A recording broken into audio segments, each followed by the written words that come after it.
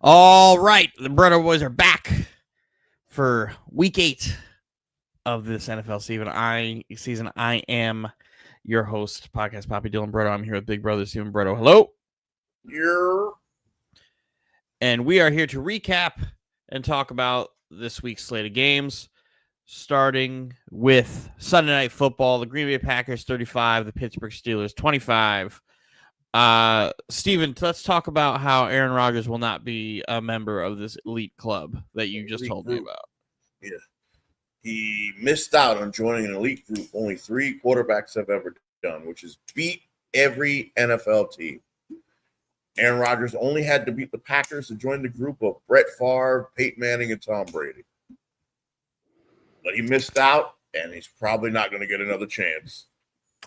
We love it. It makes my heart sing to watch Aaron Rodgers fall short on different things. And Packers also the only one-loss team in the NFL.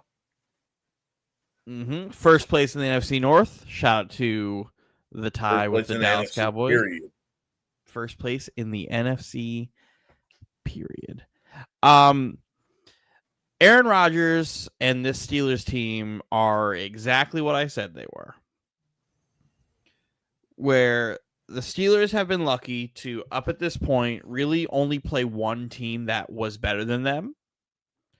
One team that actually had a good defense. Huh? The Steelers should be 3-5. The Steelers should be 3-5.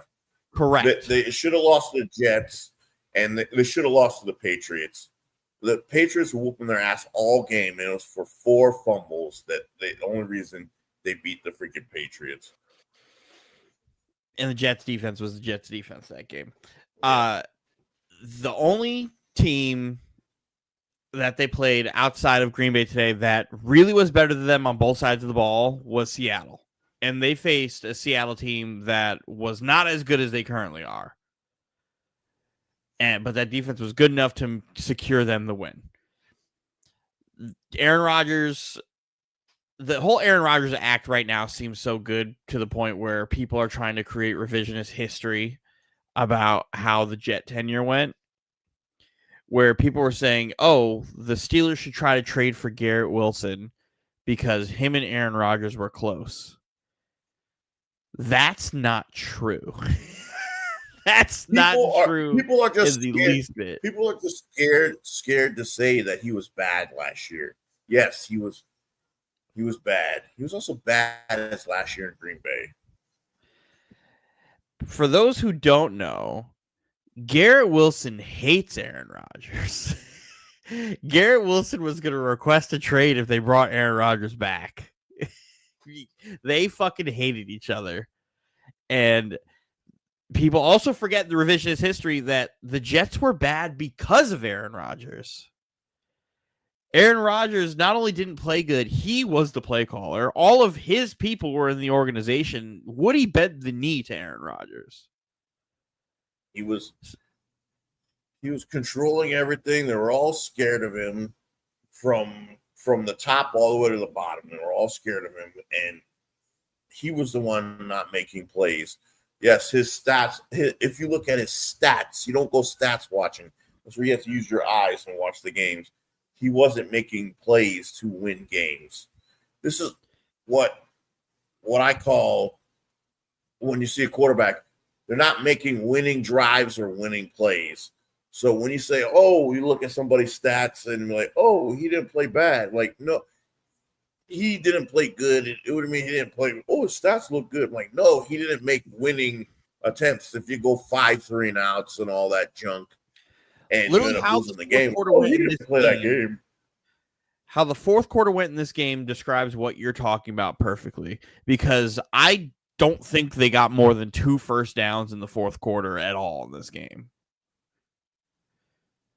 And whenever Aaron plays a bad defense, he's going to look good, right? He's showed all year that's going to happen. He showed against the Bengals last week. He plays a bad defense. He can be able to make some plays. When he plays the good defenses, that's when his ability to be Aaron has disappeared because he's not that guy. When you go up against You're going up against the youngest team in the league. They're all fast on defense with Micah Parsons. You ain't Ron Gary and Micah Parsons were giving. Get outside. He couldn't run.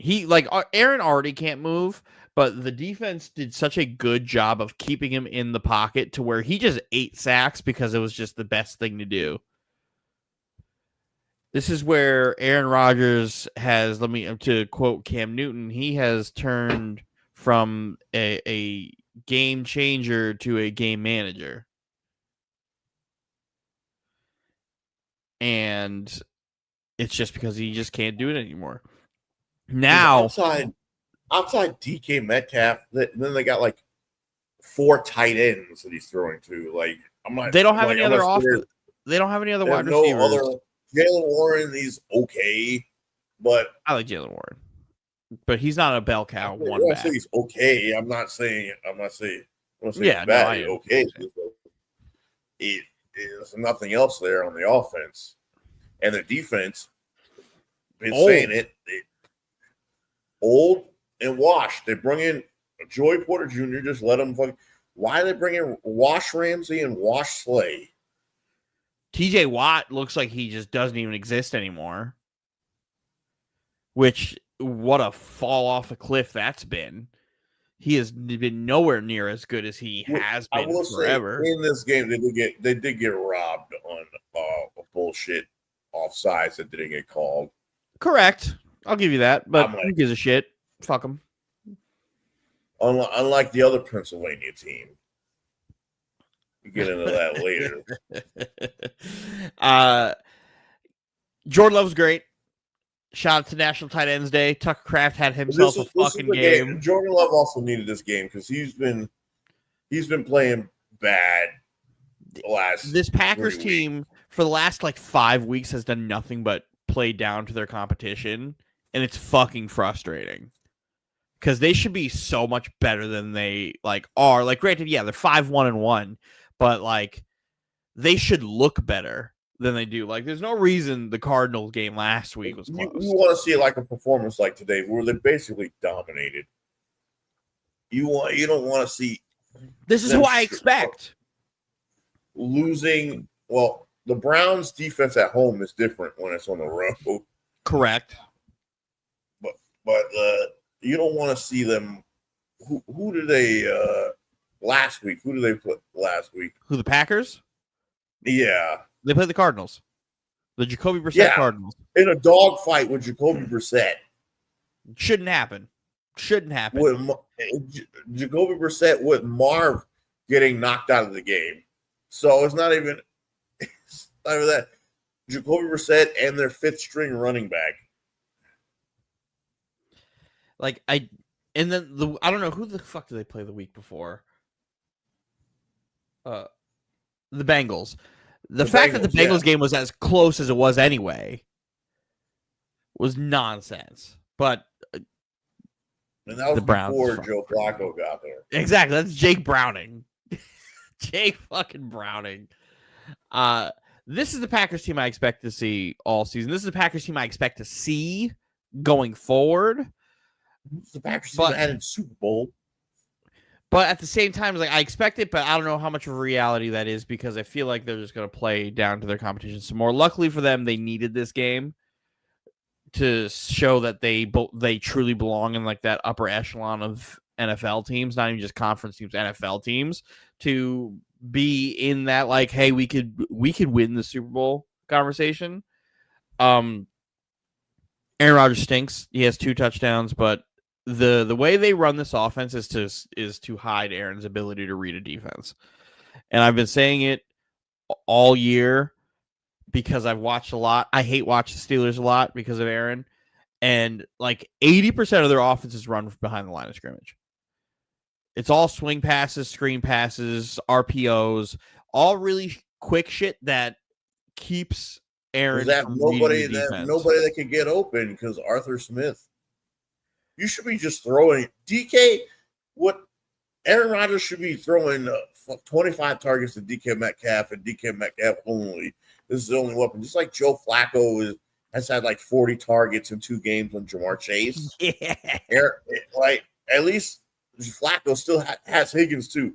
Like Rodgers doesn't even have another motherfucker. Well, the problem with that is they're all wildly different wide receivers. Like DK Metcalf being as big as he is, he's not a good route runner. He's not a good route runner at all. What about they only run screens with that motherfucker? Because they only either will send him on a fade, run him on a slant, or run him on a screen. He doesn't do anything else. He runs 3 routes. He doesn't do everything. Like, he's not going to run a 8-yard in or anything like that. He's not going to run a fucking sluggo down like across the middle. Like, he's not going to do any of that. He's only asked to do 3 things. And one, it limits the offense itself, but it kind of doesn't hurt them a ton because you don't want Aaron doing that anymore. When on the pod last week, they were like, what if there's a trade to make, what trade you make if you're the Steelers? And Mike is like, call the Saints and try to get fucking Cam Jordan. And I'm like, that's crazy that you're saying that, because the problem with the Steelers defense is they're already old. Like, getting another old guy is not going to help.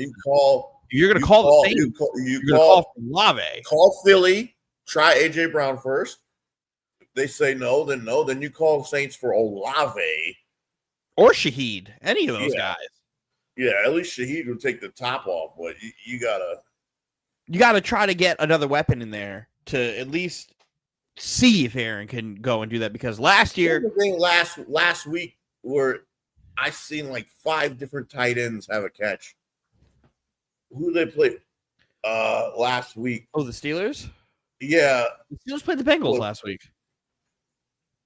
Yes, it was the Bengals last week. It was Thursday night, right? Yeah, it was where he threw every tight end. I'm like, how does this team have 5 tight ends? They have DK and like 5 tight ends. I've never seen a team with as many tight ends. There was Freiermuth, there's Jonnu Smith, there's Hayward's brother, and another guy and another guy. I'm like, what the heck is going on?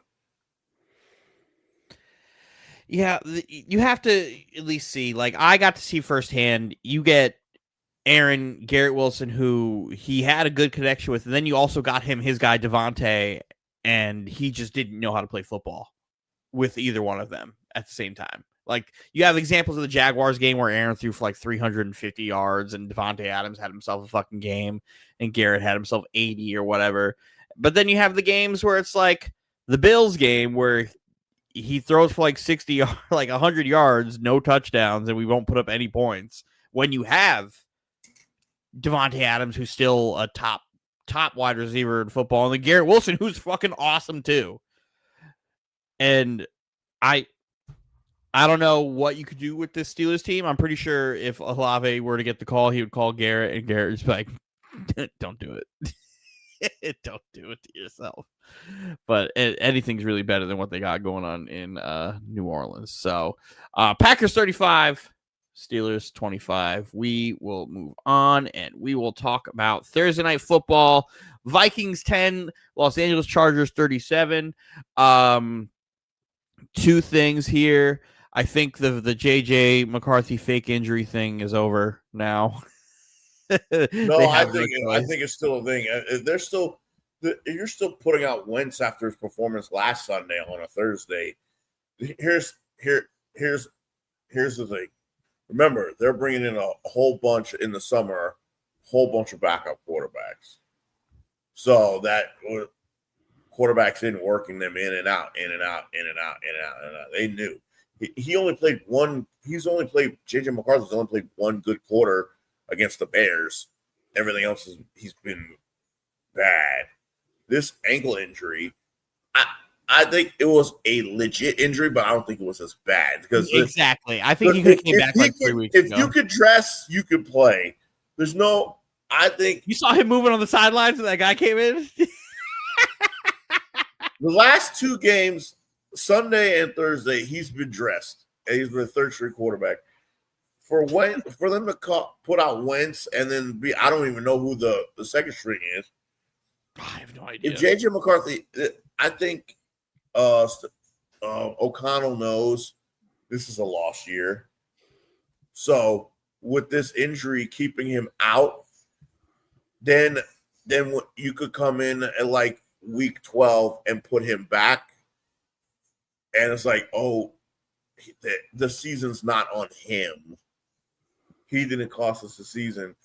And that way it goes, when there's like week 12 and they're already mathematically eliminated, JJ McCarthy can play. And when he sucks because they got a bust. We told everybody JJ McCarthy was going to suck. We tried telling everybody. People didn't want to believe us. But like anybody who watched JJ McCarthy in college, and shout out to fucking me, who was pointing out Harbaugh working overtime for McCarthy and all these draft meetings and every interview he was getting. He was going overtime trying to put JJ McCarthy in the good graces of everybody. Of fucking everybody. And he didn't. And he fucking didn't. They all believed him. He didn't have to do that. And it's just like all JJ McCarthy did was hand off the ball. He had a great great offensive line. JJ McCarthy at fucking Michigan. His defense was loaded. He had fucking running backs. He had a stable of NFL quality running backs. He had fucking Donovan. He had fucking Donovan Edwards. Blake Corum. And then you just hand the ball off, occasionally make a play. So you could win national championships like this in college. The best quarterback, the number one pick in the draft, doesn't win the national title. Who's the last team to win back-to-back? This is the fucking Georgia team with Stetson Bennett. Stetson Bennett being third quarterback in LA? What? He's the third string on the Rams. And what round was he picked? College football hides a lot of flaws. And they routed people fucking 60 to fucking in the freaking national championship game. Oh, they beat the shit out of that TCU team. Yeah, what was the other team? They went back to back. Who was it? They beat the shit out of them, man. And we're like, oh man, he's having a great performance. Can't wait for him to get drafted in the 5th round. I said, he better tell his kids about this because you could tell he wasn't an NFL level. And JJ McCarthy falls in that Stetson Bennett. Who else? Stetson Bennett, Ken Dorsey, Eric Crouch, guys that are on fucking stacked teams. They won natties, but they're not good. He just happened to get fucking put in the 1st round, top 10. Again, Harbaugh worked overtime for that guy. But let's get to the game. Joe Alt might be like the single most biggest point swing of a player. Joe Alt being back in the offense for the Chargers is like put him in the MVP conversation. Different team. It's a different team when this quarterback has his fucking protection. I can throw the ball now. I forgot. I saw a stat today. They did stats compared when Joe Alt is on the field versus when Joe Alt is not on the field, and it is so alarming the difference an elite left tackle makes. The injuries they were getting on the offensive line was ridiculous. When you're on your 5th, on last Sunday when they played last Sunday, and another tackle went down, and this is their 5th. Fucking offensive tackle of the season. For them to still have the practice squad guys playing on their offensive line just to say Joe Alt's back against a defense like the Vikings is still incredible how much different they play with Joe Alt. It's absolutely insane. Well, this Vikings defense is not that. I told you the weakness is. It's still good. If you have receivers and if you have a quarterback, this defense struggles. Still a fucking good defense, and Flores is a good defense. It doesn't help that fucking Carson Wentz the last 2 games have been Carson Wentz. Besides being bad, also was an excruciating that intentional grounding last Sunday was the worst pass I've ever fucking seen. the worst. I don't know. We saw Ryan Tannehill pass one time. That intentional grounding. The intentional grounding. Did you see it? No. Against Philly, the No. intentional grounding. You got to look up Carson Wentz intentional grounding against Philly last week. That is the worst fucking pass I've ever seen. And the running back was open to the left. He just threw it in the ground. He was standing at the pocket, a shotgun, and he just throws it at the ground. That is the worst pass. And if you're playing this motherfucker and J.J. McCarthy, that should tell you all you need to know, is dressed and is a third-string fucking quarterback of this team, and fucking you're still trying out Carson Wentz out there. Hold on. I think I found it. I'm telling you, that is the yes. Look, running back. Look. When I tell you that that is worse, that is the worst pass I've ever seen. What is that? Intentional grounding. Running back is open though over there, but that's bad. I still am partial to that Ryan Tannehill pass. No, that look, that one is the worst pass I've ever fucking seen. The Ryan Tannehill one is not that, but that one is the worst pass I've ever fucking seen. It's the worst intentional grounding I've ever fucking seen. The motherfucker didn't even try to get out of the pocket. Just dirted it. No receiver in the area. It's the worst thing I've ever seen. This Vikings keep our nephew away from the bleach because he's gonna be Jules already going through it. Julius fan. is already going through. He's got a high ankle sprain, and he's really bad that he's not going to be playing his own football for a while. And I told Ma that. Ma was like, "What?" I was like, "Yeah." I know they're saying like 3 weeks. They should probably not play him a lot, like even after that. No, it is a high ankle sprain because nobody knows. Your mother doesn't know. She said it's an ankle sprain. I said, "Is it a high ankle sprain?" They said Ma didn't know, but she was saying how like, oh, they're expecting him to be out weeks, and I was like, weeks? That's a high ankle sprain. I was like, if he's walking on crutches and all that stuff, I was like, that's a high ankle sprain. I was like, and even when they're saying, hey, he's good to go, he probably shouldn't play.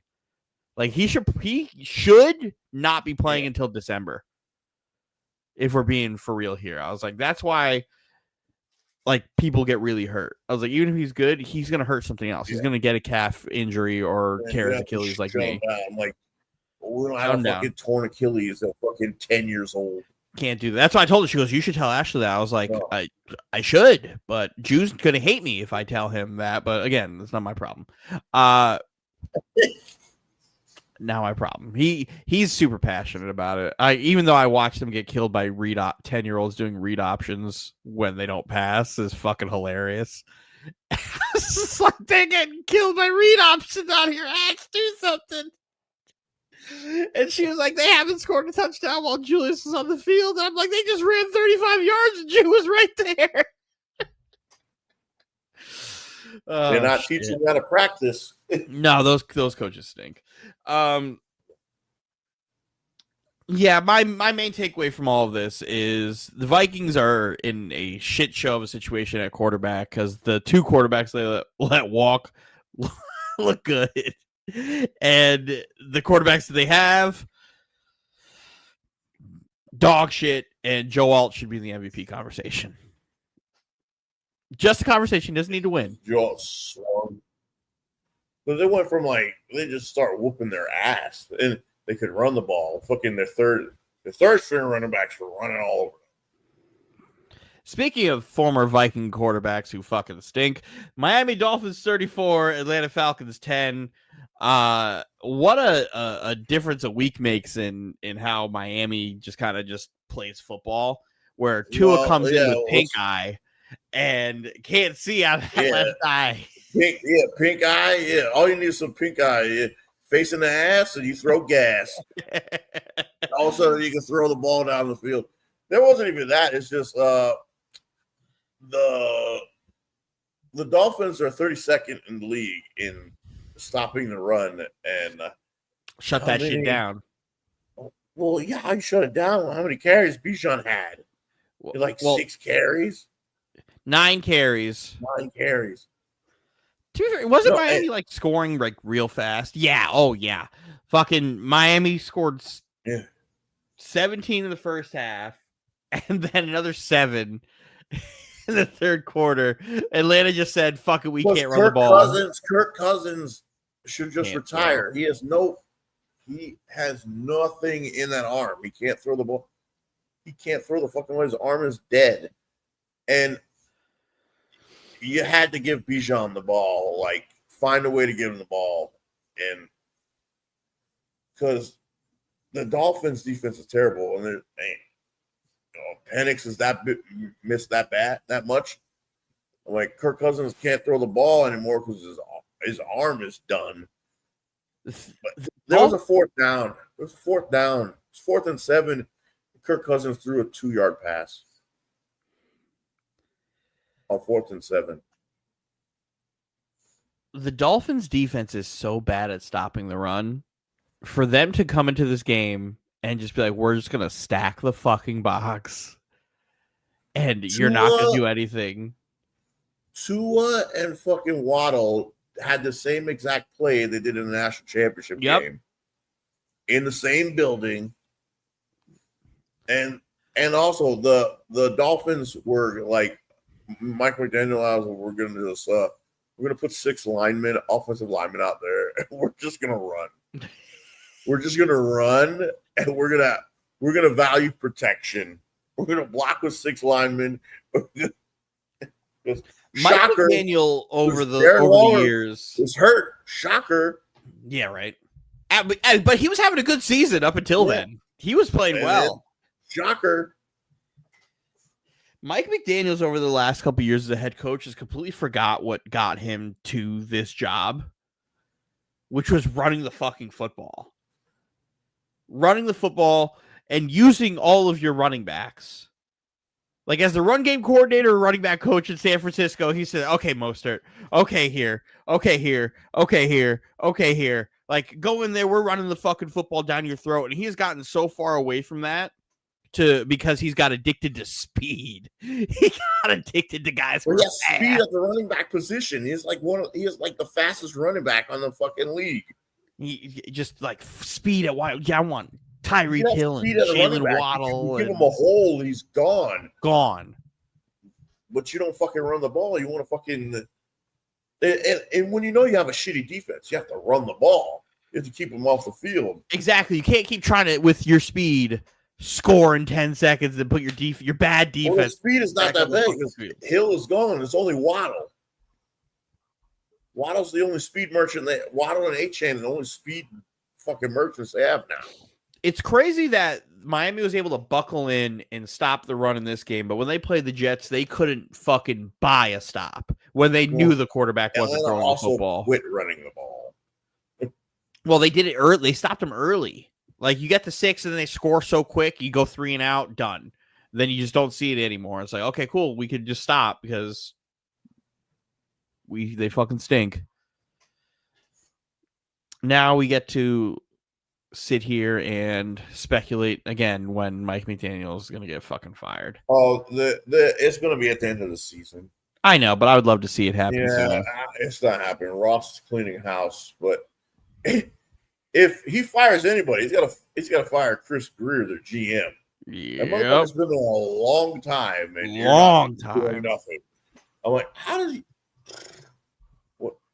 Oh, he has a brother. He's also GM of I think San Jose, the NHL, and he's the Sharks.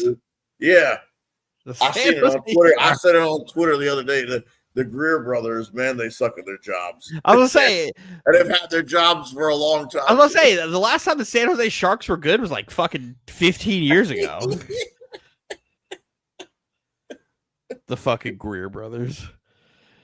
Baltimore Ravens 30, Chicago Bears 16. I didn't watch a lot of this game. I saw Derrick Henry did Derrick Henry things, and I saw the most Caleb Williams play of all time today, where he kind of just ran around in his pocket, evaded a couple defenders, and chucked the ball, and fucking DJ Moore just kind of bailed him out with a great play.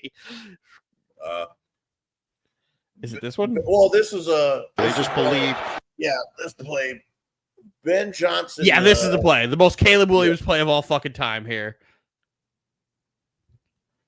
Ben Johnson, he had a bad coaching game today. It was really bad. It was just a bad coaching game. The Ravens is Snoop Huntley. Put respect on Snoop Huntley. That's former Pro Bowl quarterback Snoop Huntley.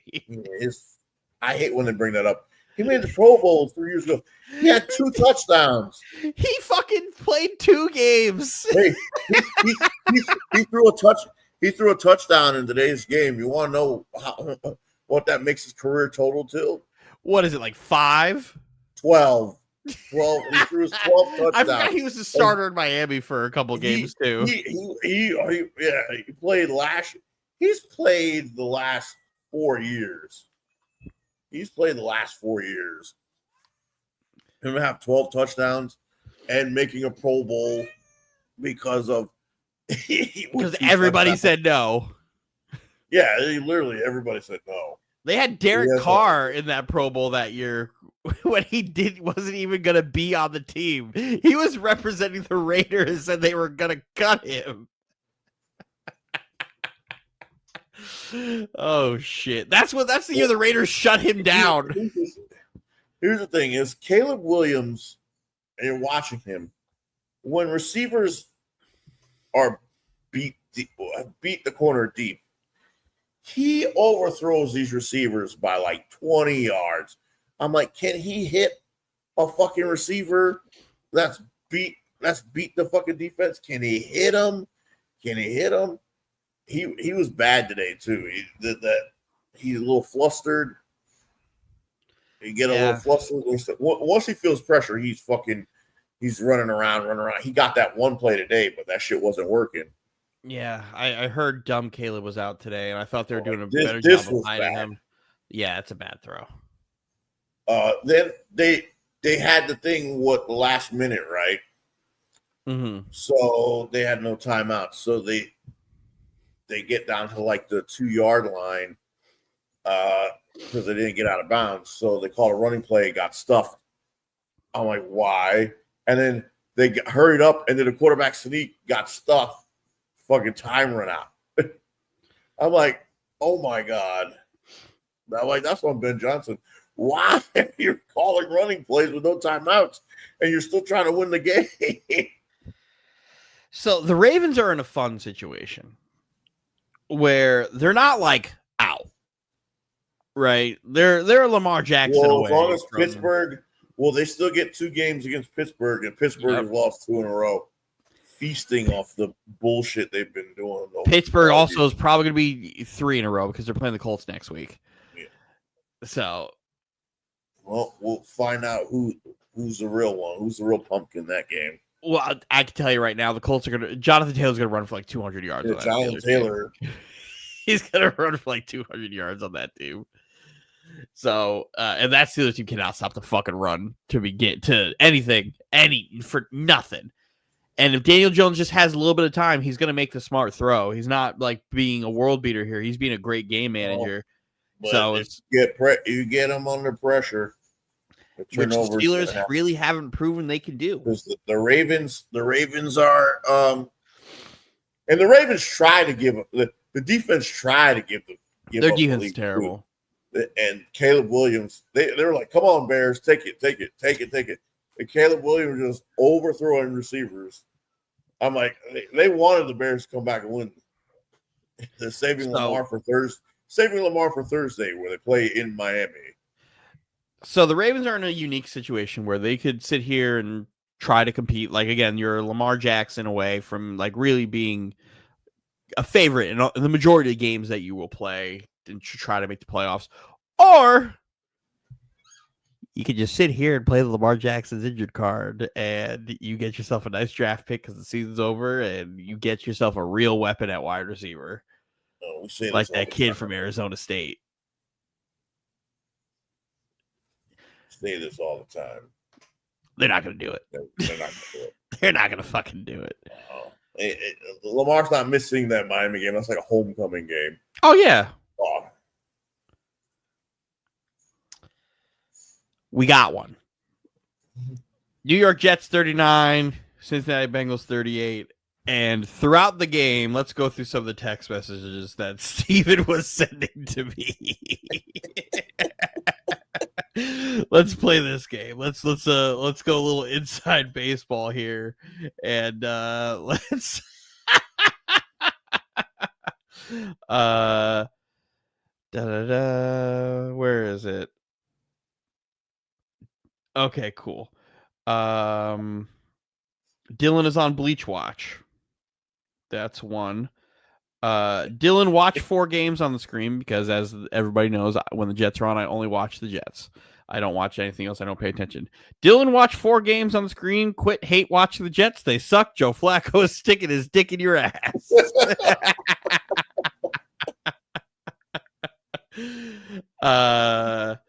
Dylan is on Bleach Watch. And then it started to change a little bit. Now it's Dylan's getting a lot of messages right now about Fields, and I was. I'm like, here we go. I bet they're talking hella shit about Fields right now. My problem with all of this is like this is a fantastic win. Rest in peace, Nick Mangold. 2 reasons this hits very home for me.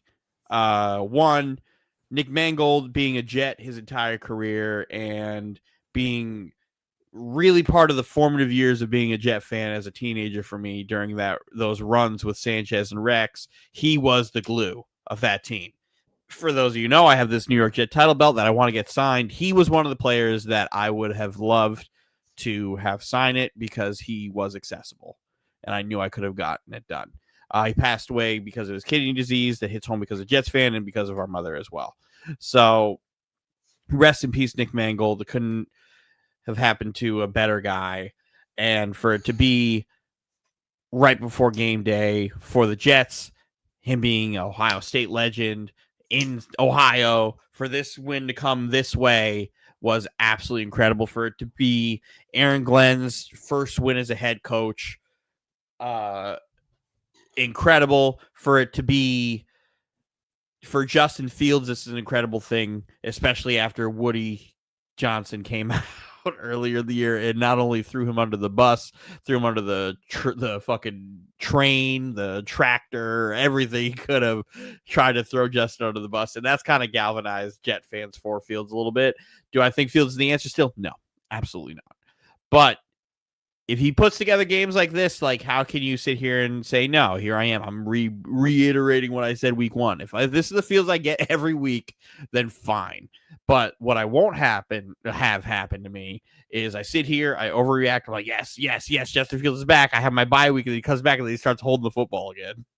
Because the only difference between today and the last 5 games he's played, the Bengals defense is terrible. But so is the Cowboys defense. Yeah, but he did nothing against the Cowboys. Nothing. He didn't throw the football at all. Like sometimes this happens in the NFL. A quarterback gets benched one game, because he deserves it, and then they come back the next game, and then it lights a fire in his ass. Maybe this happened in Chicago. The same thing happened in Chicago. Remember when he got fucking benched? Chicago, he got hurt in Chicago a lot. He got hurt in Chicago a lot, and then he also got pulled for Tyson Bagent. And then Bagent got hurt, and then he had to come back. It lights a fire. Hopefully, it lights a fire in his ass. Like, literally, all it took was you getting benched because you deserved it and Woody Johnson calling you a pussy for you to just be like, maybe I should throw the football. But the people that they don't think he should have got benched, he should have got benched. He deserved to get benched. There's no way. He can't hold on the ball that long. Oh, he's got no turnovers. I'm like, sometimes he does have a turnover. He has no interceptions. But you're not making game-winning plays. And today is the different step in the direction. It's also the first time he's beaten a team that has scored 21 points. So he's like now 1-23 in his career when the opposing team scores 21 points. And he looked good doing it, right? The thing with Fields is, with me, is I don't even care if you're throwing incompletions or interceptions at this point, right? I'd rather lose games throwing the football and being aggressive than losing games being a pussy where you're just not throwing. You also ran the ball for like 200 yards. But we always run the ball well. That's the thing. We run the Yeah, ball well. it Last week we couldn't. But Breece Hall, that's his best game of the season. Oh, yes. But Breece Hall got hurt last week, and they didn't want to put him in again. So even without, like before that, they were running the ball relatively well. Then he Davis was running well too today. Davis did his thing. He had a big old 50-yard game for it too. My only thing with Breece now is I hope this wasn't his swan song and he gets traded. That's my thing. He needs to, because I'm of the mind where we should just give Breece Hall the James Cook contract right now. Right, we're 2 years removed from his ACL injury.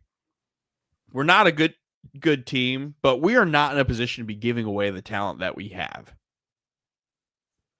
It's not like that James Cook contract is fucking horrendous. It's a $14 million a year contract. Like, we can afford to do that right now. You can't afford to get rid of. Like, the only person that, if you're thinking talent-wise, you consider getting rid of that's, like, good would be Quinnen. Quinnen would be the only one you would consider getting rid of just out of, like, respect to him and his career because he's been here so fucking long through 3 different regimes at this point. He's too good to sit through another rebuild. He's truly too good to sit through another rebuild. And if we were going to get rid of him, like, I'd absolutely understand and be like, it makes sense. Go to play for a winner. You're one of the 5 best players at your position. Go ahead. So I hope this wasn't Breece's swan song for it. And I hope we have plans on bringing him back and not trading him, keeping him. Because when he's on, he's on. And he had himself a day running, and he had himself a passing touchdown on National Tight Ends Day to the son of the Hall of Famer, Jason Taylor, former Jet great Mason Taylor. He pump fake. But they're like, oh no, what is he doing? Why is he throwing it? I'm like, the DB never turned around. That's why he threw it. I'm like, whoever was guarding Taylor, I'm like, oh, he's never turned around. So who would have thought the Jets have 2 running backs that could throw the ball? Wow. Again, shout out to Justin Fields. He's had himself a fucking a season too. That's for sure. Talk his shit to you. What about Fields? No, this was. I had to deal with. Are you impressed with Fields? No, I'm not impressed with Fields. I'm actually more mad at Fields because why now? Like, where was this? You're telling me you were capable of doing this more than one other time?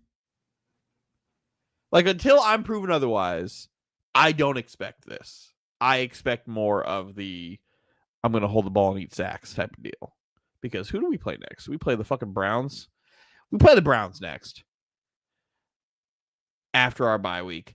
We're going to lose that football game. I don't know. We're going to lose that football game. That might be a tie. Well, it's not Browns defense at home. They're playing on the road. That's different. The Myles Garrett is doing his thing. Myles Garrett did his thing today. They still got their ass for. Yeah, but our defense stinks. Granted, the last 2 weeks have been good. Today they didn't play well, but they came in big spots.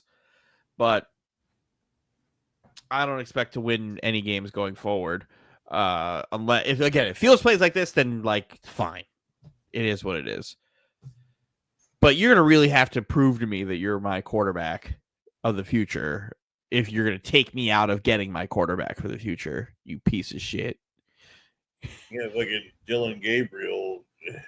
They're still going to try to play him. They came out today saying they're going to continue to try to play him. The Browns. I don't know how he got hurt, but he's hurt. So I hope that's the next game on here. It's not. We're going to jump to that. We're going to jump. For all the Shador people, you don't want him playing right now anyway.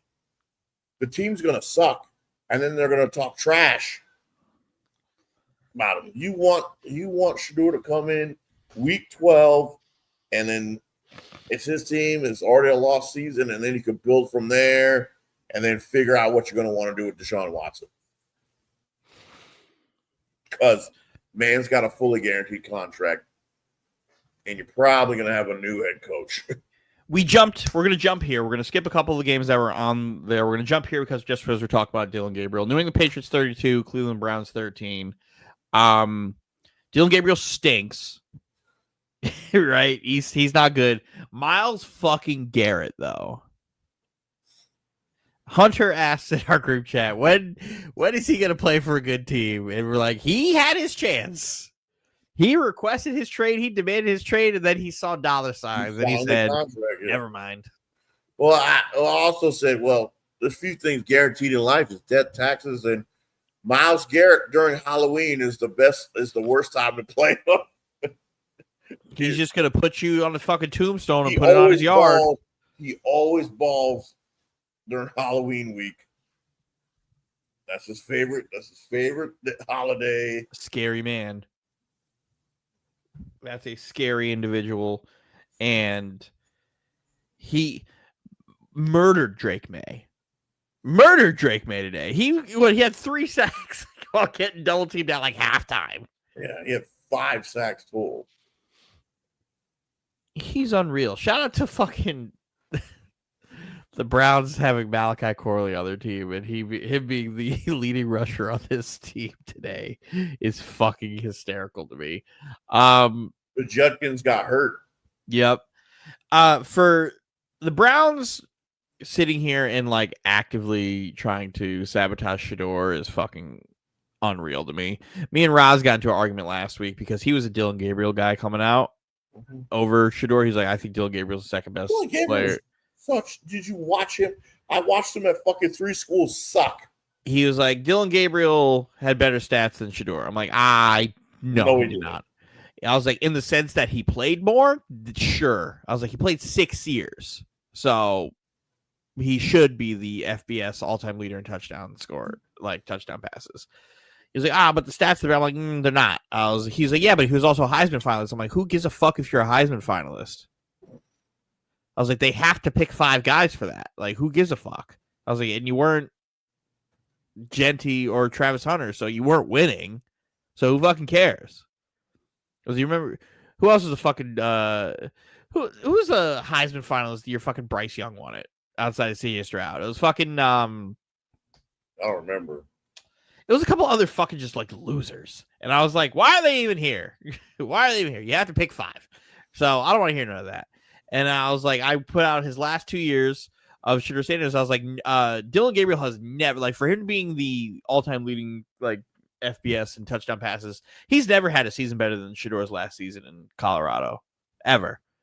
And he was like, oh, well, we could go just like 4 years. I've never looked at his Jackson State stats, but I'm assuming Dillon Gabriel's stats are better. I'm like, you, sir, don't want that smoke because you don't know how good Shador was at Jackson State. You don't know how bad that fucking Colorado team that first year, how bad the Colorado team was this first year there. Remember, they were terrible, and he still had a great season. They won 1 game before they got there. And then last season for Colorado, they were literally 1 game away from the Big 12 championship. That was, which was also a fucking, if they would have got there and they won the Big 12, they're automatically in the fucking playoffs. Yep. But they lost the game.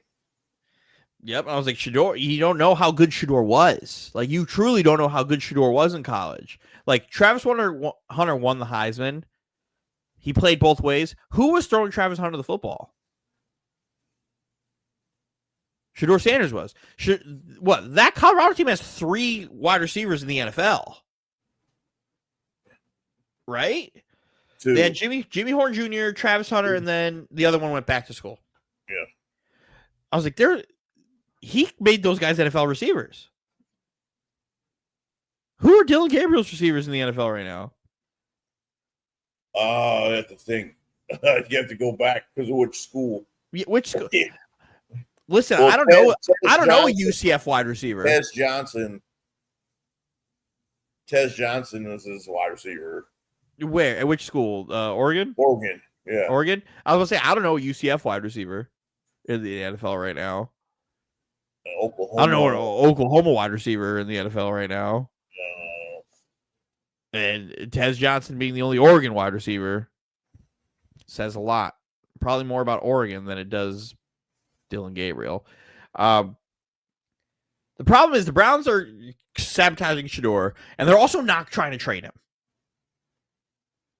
They don't want to be wrong so bad. It's fucking frustrating. That's why I say you don't want to play him right now because then he's going to get killed because their team sucks. Trade deadline's in fucking a week, and all of a sudden he's got a back injury. Okay. That's what I said. I'll say, what? He doesn't get any reps. I'll say, how does back get hurt? Yeah, okay. You're either trying to take him off the market or you're making sure he doesn't get hurt. Which one is it? This is all they're trying to do. Look, you shouldn't want him to play here regardless, because then it's all going to be, oh man, we told you he's bad. When it comes to week 12, and I'm like, yeah, we can't play Dylan Gabriel no more.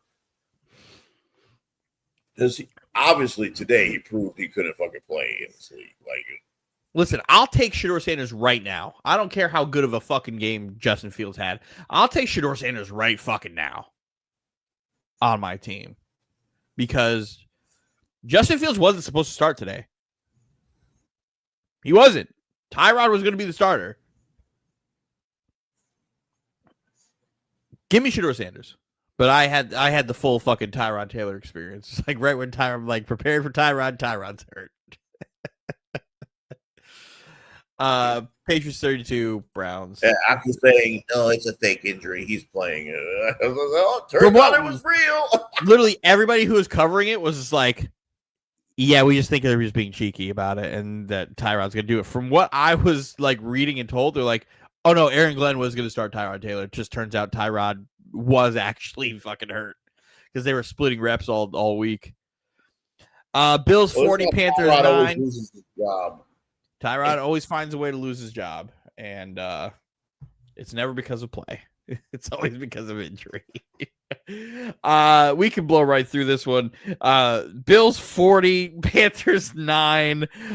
James Cook is the fucking unreal. A lot of returns today. It's the return of Andy Dalton, and boy, did he suck the dick out of the fucking Carolina gets their first home loss of the season, and it's because of real bad defense. James Cook had like 200 yards rushing and 216 and 2 touchdowns. Andy Dalton was trying to match Carson Wentz for terrible quarterback play. Old head bowl. Kirk Cousins, Carson Wentz, Andy Dalton. They're trying to fucking. We can move right past three-headed monster. We can pass right through that game. Buffalo riding the ship before they fucking get ready to take on Kansas City next week. Houston Texans 26, San Francisco 49ers 15. CJ Stroud had himself a nice little bit of a day. CJ Stroud started to look like what we expected to see from him last year in this game. And their defense was, we knew Houston's defense is up there. And I'm like, oh, Mac Jones going to play against this defense. He's going to fucking struggle. And that he did. To be expected. They were smacking his ass around. When is San Fran's bye week? Did they have the bye week already or not? No, right? I don't think so. No, because the rest of the NFC West is on a bye. They haven't had their bye yet. Because they could really benefit from one. With all the injuries and shit that they have, they could really benefit from a fucking bye week, especially with Christian McCaffrey. I know he's not hurt, but like soon come the way they're using him. He needs a rest. Well, they shut down the run. They made it a fucking Mac Jones game, and you make it a Mac Jones game, and it will be your game. No better way to celebrate National Tight Ends Day than the originator of it, the creator of it, George Kittle, getting his touchdown on National Touchdowns Day. Shout out to all the tight ends that caught touchdowns today. Because, boy, it was a day for it. Philadelphia Eagles 38, New York Giants 20. Now I was on here saying that I think Brian Dable's job is safe because of a couple frat boys. Jackson Dart's superpowers don't work without the other frat boy. So I should have said contingent on injuries. I told you last week, they're bringing life into the organization. I said, yeah, you think so? I said, not if they keep losing. And keep losing, they do. Well, they lost Cam Scatterbo, so they lost Scatterbo, but last week they blew that game. That's a hard loss to recover from. But the Giants were getting fucking bad calls on them this whole game. Did you see they went for a tush push, and Jalen Hurts went to go reach the fastest forward progress. That's a fucking fumble. Since when do you guys do that now? Mike being a big proponent of don't ban the tush push. The whole officiating thing is like soft. Like you just can't stop it. That's what it was. No, he saw the Giants get a strip, and he goes, "Oh yeah, they can't officiate this. They can't officiate this." Now he's on the side of they can't officiate that because his body is not. Your body is not on the ground. Your body's on top of another body. It's a live ball. They never blew the whistle. They never blew the whistle dead. They never blew the whistle.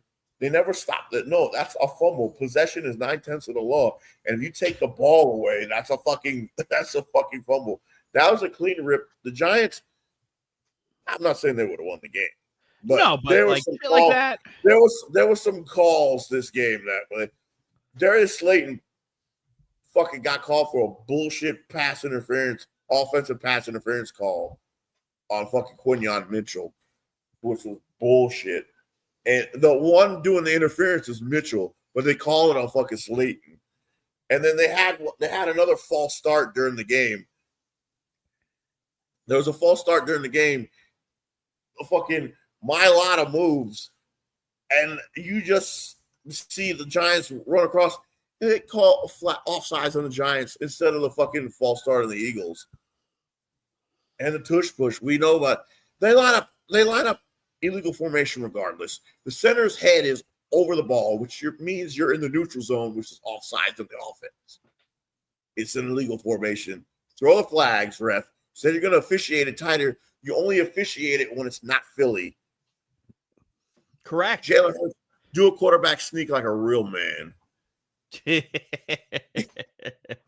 Well, because here's the thing is like I said, I'm not saying the Giants would have won even if they got those penalties, but Philly, I don't want to hear Mike talk Jalen Hurts because he really didn't have to do anything.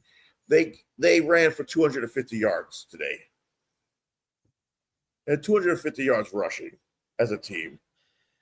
This Giant season is about to go from really fun to disastrous now that the heartbeat of this team and Cam Scatterbo is done for the year.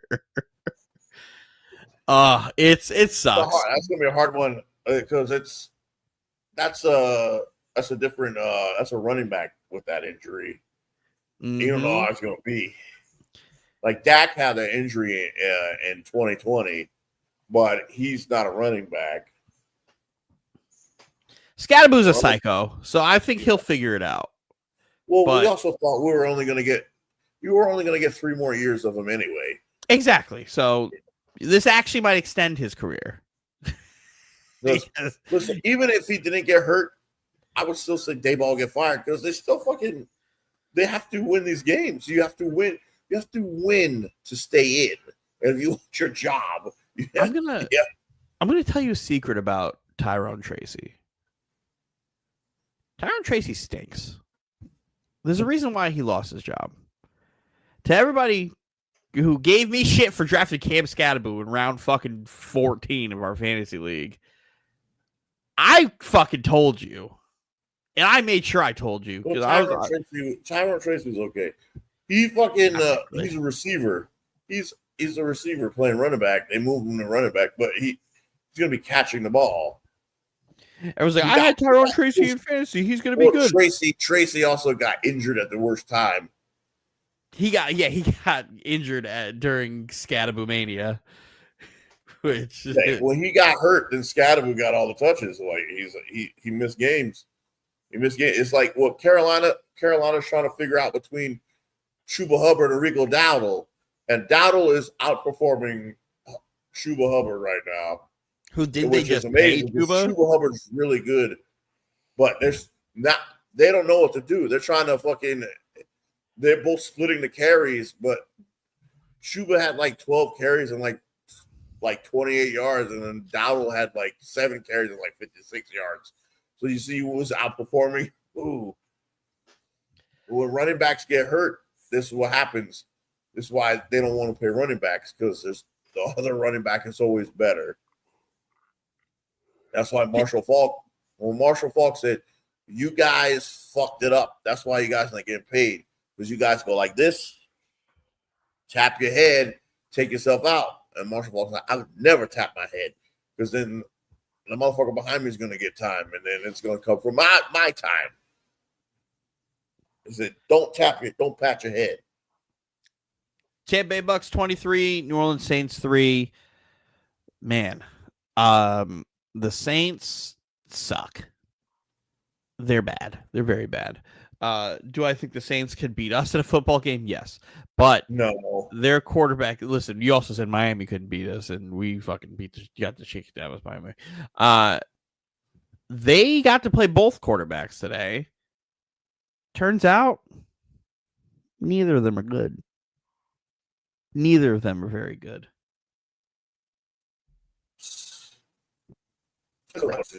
He was turning the ball over, so they made the move to Shuck. Shuck had an interception, but that shit wasn't on him. That motherfucker threw it. Olave had it and tried to really throw. You're breaking up. I said, he threw the pass to Olave. He caught it, and he was trying to bring it in, and Winfield came and just took it out of his hands. Regardless, I don't think he's very good anyway. Regardless, he's not very good anyway. But this is a water is wet situation here, where it's like the Bucks beat the Saints. Yeah, I know. And this is a Saints team that's without my boy Mike Evans. Mike Evans broke his collarbone last week. He's been 7 years of college.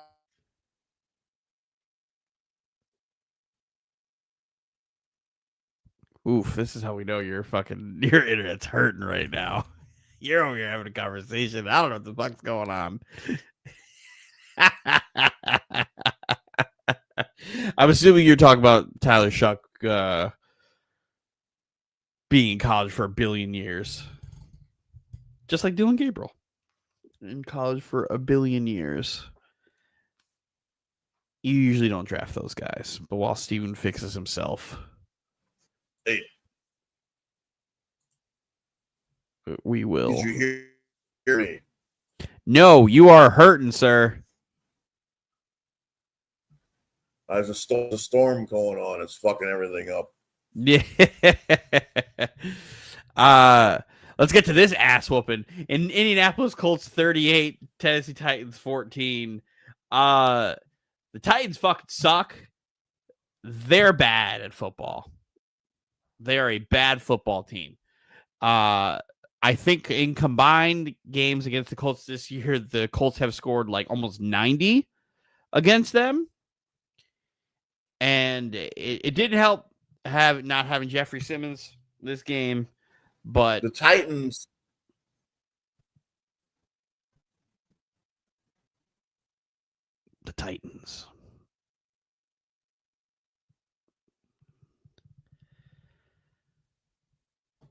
Jonathan Taylor became, I think, the first person to have 3 touchdowns in. See ya. I think Jonathan Taylor became the first person to have 3 touchdowns scored against the same team, like in like multiple games. I don't remember the exact stat, but boy, it was a sight to see. Let me remove you until you're ready to come back in. All right, we're back. There he is. Possibly. We continue. The Titans wide receivers are so fucking bad. So bad. And it doesn't like help that the line is also terrible and they can't fucking establish the run to save their fucking life because they just wait till the games are already over to do it, and there's just not enough talent here for it. If you're the Titans and you're going into this offseason as one of the worst teams in football again, I don't think there's a chance where you're in a situation where like nobody's off the table outside of like Cam Ward. But I know the Titans have already said Jeffrey Simmons is also off the table, which I understand. But you don't have any talent anywhere else worth a damn to try to withhold and keep to yourself. You could get rid of everybody, bring in new assets, bring in a new regime, and just kind of build the team that way. Because the way your team is currently being run, it's abysmal. The Colts look like a good football team.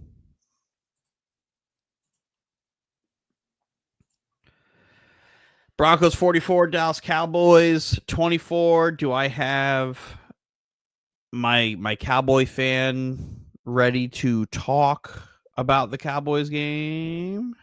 Is my Cowboys fan ready to talk about the Cowboys game? Can you hear me? Yes, I can. All right. I missed all the other freaking games. I only went through two other games. I was going to say the Tennessee game is it was close. The Tennessee Titans game was close when they hit the 4th and short, and then fucking McCoy sent out the punt unit. Sideline was like, "We should go for it. We should go for it." Ball, and you know why they said they should go for it? The very next play, Jonathan Taylor runs 80 yards. The very next play, or Cam Ward's like, "We need to go for it. We need to go for it." The very next play, Jonathan Taylor's got 80 yards, and then it was over from there. Yeah, it was an absolute asshole. And that Titans team, they're going to be back-to-back years being one of the worst teams in football. And at that point, nobody's untouchable. Like Cam Ward should realistically be the only person who's untouchable. Cam Ward is the only person untouchable. I know they just made Jeffrey Simmons untouchable too, but yeah, but we also kept him out of the game today. Exactly. So why would you keep him out of the game today if you're not going to trade him? At this point, try to get as many assets as you can. Like your team, as good as Jeffrey Simmons is, like it's the same situation with the Jets with Quinn and Williams, where it's just like at some point you got to like take care of the player and help the player out. Like I'm surprised the Raiders haven't gotten to this point. Like the Raiders are at Max Crosby's house every week, being like, "Please don't request a trade. Please don't request a trade," because sooner or later Max Crosby's going to get mad at that he just doesn't win football games, and is going to want to play somewhere else. But tell me about this Broncos Cowboys game. I knew this game was going to be a bloodbath because last night, let me tell you that the safeties, Wilson and Hooker, were out. Diggs is out. Now, the third, Kalen Carson, and the third, fourth, and fifth string corners are out. So they're literally trying to, remember I texted you, I said, "Oh, if you thought this Cowboys defense was bad, wait till you see it without the fucking starters." And as soon as I say that, Bo Nix throws a terrible pick, and I'm like, "You got to be fucking kidding." But as I expected, fucking look, if you can't throw on this team, good. If you can't throw on this fucking defense without their fucking starters, you're a fucking shitty quarterback. Thanks, Justin Fields. Well, Justin Fields at least played the starters. Yeah, he played the starters. He played Diggs? I don't think Diggs played. Diggs played. Kalen Carson was the other fucking other cornerback, and then there's another corner because you played Elam, Diggs, or and Carson. Bland didn't play. Bland didn't play. Yeah, but you played you played the corners that were playing the whole year. This one it didn't make a difference anyway. Justin didn't throw the ball. Yeah, well, yeah. But at one point, the fucking the fucking safeties got hurt, and Rome was like, they don't have any other fucking guys to put out there. I knew it was going to be a bloodbath because I'm like, even if they somehow manage this Denver defense, who's trying to break the fucking Bears 84 Bears sack fucking record, it was well on pace. Well on pace. Because if the offense can't produce, then that defense is in trouble. They're going to get destroyed, which is what happened today. Was Dallas, when they get on the road, they do stupid shit, penalties, and the penalties takes touchdowns off the board, and they have to kick field goals. Much like the Packers game. Just and even they have a defensive stop, then they do a dumb penalty, and like you didn't even have to fucking do that. Like they're offside. So I'm like, how are you offside? How are you lined up in the neutral zone? You could have made anytime they try to make it a game, they do something stupid. That's why they can't win on the road. You were super excited about Brandon Aubrey. He played. Oh yeah, I saw. Oh shit, this is Denver.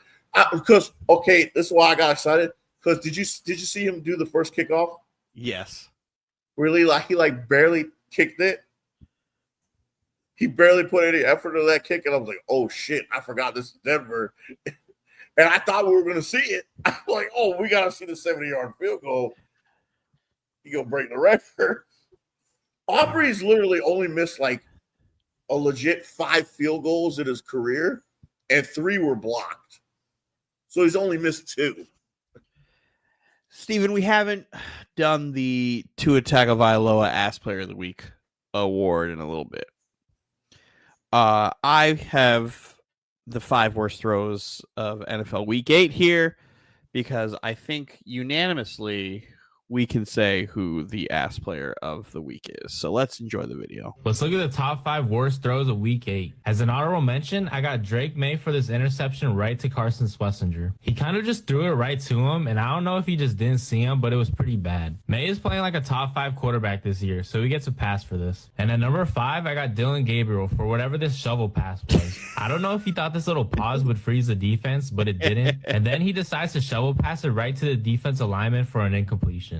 And at number 4, I got somehow still the starting quarterback for the Browns, Dylan Gabriel. Isaiah Bond is wide open on this corner route, but Dylan's too short to see if he's open, so he scrambles outside the pocket and throws his rainbow pass 5 seconds late. And the cornerback has all the time in the world to get back into this play and push him out of bounds for an incompletion.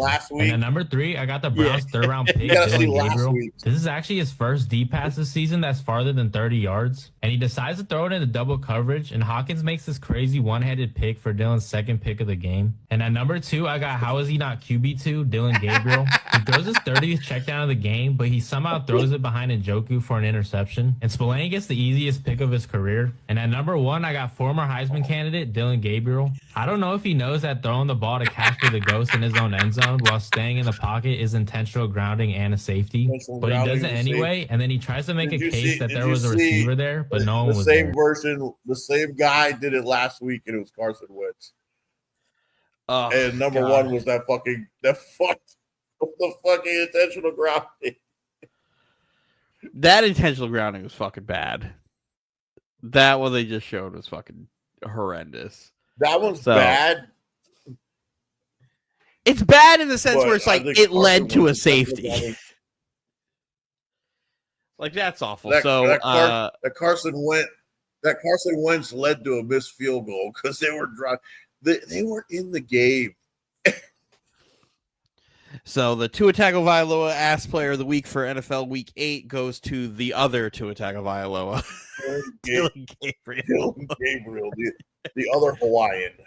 The other Hawaiian lefty award. That's pretty much what this award is. He is the RC Cola to Tua's Coca-Cola. We'll be back next week to cover week 9 of the NFL slate. The Jets are on a bye week, so I can enjoy football and watch all the games and not have to miss it this week or next week. Shout out to everybody who came in. Saw a couple viewers pop in. Appreciate you. I am Watching the Podcast 4 Poppy. games anyway. Put the Jets in the box. No, I need the whole screen to be miserable. I've been Podcast Poppy, Dylan Barreto. I've been with Steven Barreto, Big Brother. And we are out of here.